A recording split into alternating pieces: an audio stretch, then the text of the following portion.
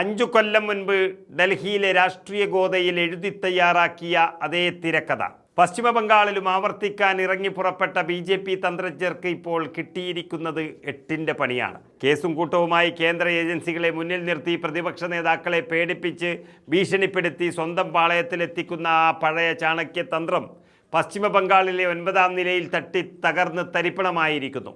Enforcement ഡയറക്ടറേറ്റും CBIയും സമം ചേർത്ത് തിളപ്പിച്ചെടുത്ത അതേ അന്വേഷണ ഭീഷണിയുടെ ഭയത്തിലാണ് തൃണമൂൽ കോൺഗ്രസിൽ വിള്ളലുണ്ടായതും 20ഓളം വരുന്ന വിമത MPമാർ NCPI എന്ന പേരിൽ പുതിയ പാർട്ടി ഉണ്ടാക്കി തമ്പടിച്ചതും.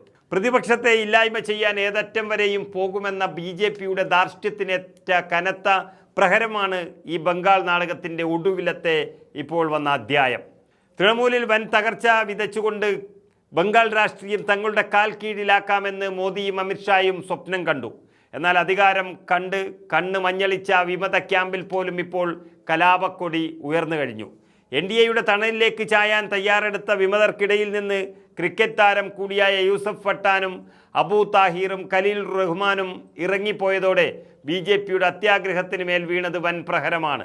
കേന്ദ്രഭരണത്തിൻ്റെ കരുത്തിൽ പ്രതിപക്ഷത്തെ മുഴുവൻ ചാക്കിലാക്കാമെന്ന് കരുതിയവർക്ക് സ്വന്തം കൂടാരത്തിലേക്ക് എണ്ണി ആളെ എത്തിക്കാൻ കഴിയാത്ത ഒരവസ്ഥയായിരിക്കുന്നു. ഏറ്റവും കൗതുകകരവും നാടകീയവുമായ രംഗങ്ങൾ അരങ്ങേറിയത് പാർലമെൻറ്റ് ഹൗസ് കോംപ്ലക്സിലാണ്. പ്രധാനമന്ത്രി നരേന്ദ്രമോദി നേരിട്ടധ്യക്ഷനായ അത്യന്തം ഗൗരവമേറിയ NDA യോഗം.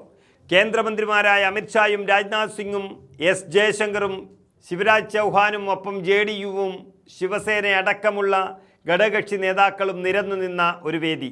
തൃണമൂലിനെ വെട്ടിനിരത്തി തങ്ങളുടെ പക്ഷത്തെത്തിച്ച ഈ വിമത വീരന്മാരെ ലോകത്തിനു മുന്നിൽ പ്രദർശിപ്പിച്ച് ബംഗാളിൽ വിജയം പ്രഖ്യാപിക്കാൻ കാത്തിരുന്ന പ്രധാനമന്ത്രിക്ക് മുന്നിലേക്കാണ് ആ വാർത്തയെത്തിയത്. യൂസഫ് പട്ടാനും കൂട്ടരും യോഗം ബഹിഷ്കരിച്ച് മാറി നിൽക്കുന്നു എന്നുള്ള വാർത്ത.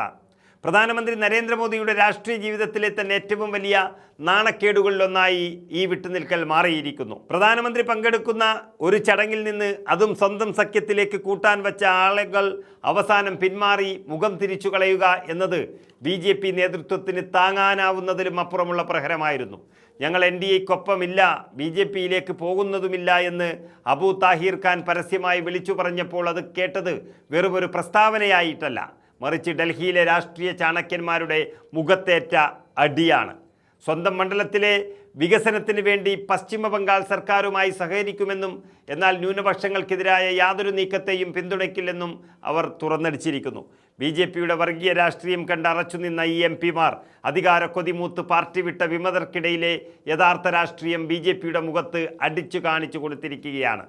കൂറുമാറ്റ നിരോധന നിയമത്തിൻ്റെ കഴുമരത്തിൽ നിന്ന് രക്ഷപ്പെടണമെങ്കിൽ ആകെ 28 MPമാരുള്ള തൃണമൂലിൻ്റെ മുന്നിൽ 2 ഭാഗം, അതായത് 19 പേരുടെ പിന്തുണ ഈ വിമതർക്ക് വേണമായിരുന്നു. എന്നാൽ ഈ 3 പേർ കൃത്യസമയത്ത് കൈവിട്ടതോടെ സ്പീക്കർ ഓം ബിർളയുടെ മുന്നിൽ അപേക്ഷയുമായി നിൽക്കുന്ന വിമത ഗ്രൂപ്പിൻ്റെ ഭാവി തന്നെ ഇപ്പോൾ അനിശ്ചിതത്വത്തിലായി മാറിയിരിക്കുന്നു. തൃണമൂൽ കോൺഗ്രസിനെ തകർത്ത് തരിപ്പണമാക്കാൻ എടുത്ത കുഴിയിൽ BJP തന്നെ വീഴുന്ന കാഴ്ചയാണിപ്പോൾ കാണുന്നത്.